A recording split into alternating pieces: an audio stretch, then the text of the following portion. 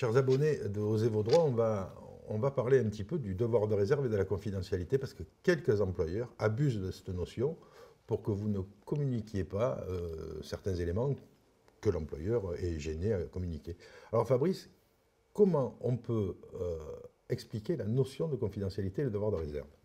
Alors, la plupart des cas se résument en fait aux informations comptables et économiques. Il est permis à l'employeur de souhaiter que leurs élus soient discrets quant à certaines informations qui pourraient nuire aux intérêts économiques et parfois sociaux de l'entreprise, voire même de l'employeur.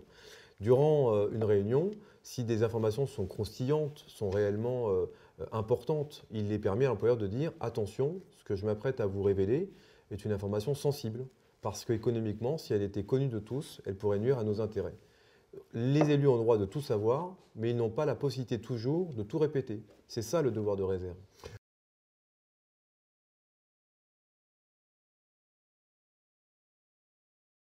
Il y a une chose qui est importante dans la vie, c'est que quand on sait, on peut se défendre. Quand on sait, on peut réfléchir et on peut comparer les choses. Les employeurs n'aiment pas que les salariés savent tout. Le savoir, c'est le pouvoir.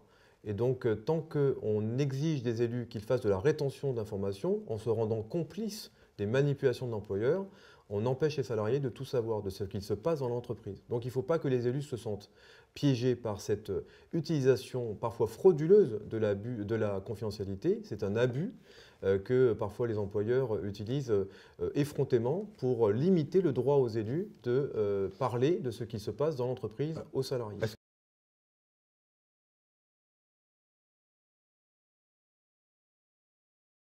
Alors parfois le chiffre d'affaires. Les employeurs préfèrent qu'on n'écrive pas dans un procès-verbal ou qu'on ne dise pas dans un communiqué le montant du chiffre d'affaires. Et il n'y a rien de confidentiel dans un chiffre d'affaires. J'en veux pour preuve, c'est que la plupart des entreprises déposent leurs comptes et ce chiffre d'affaires, on pourrait le retrouver sur Internet.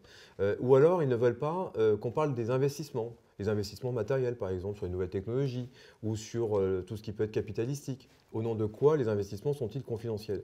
Ce qui peut être confidentiel, c'est par exemple un projet de rachat d'une entreprise, où durant cette réflexion du rachat, il se pourrait que s'il y avait des fuites, ça puisse faire capoter le rachat. Là, ça peut être considéré comme sensible et confidentiel. Et encore, uniquement pour le temps du rachat. Après, on aurait le droit d'en parler. Ou un compte rendu sur l'activité d'un service de recherche et développement. Par exemple, en réalité, la bonne question, quand l'employeur dit « Excusez-moi, ce que je m'apprête à vous révéler, c'est confidentiel », les élus devraient dire en quoi c'est nuisible aux intérêts de l'entreprise. Et si l'employeur n'est pas capable d'y répondre, ça veut dire que ce n'est pas confidentiel.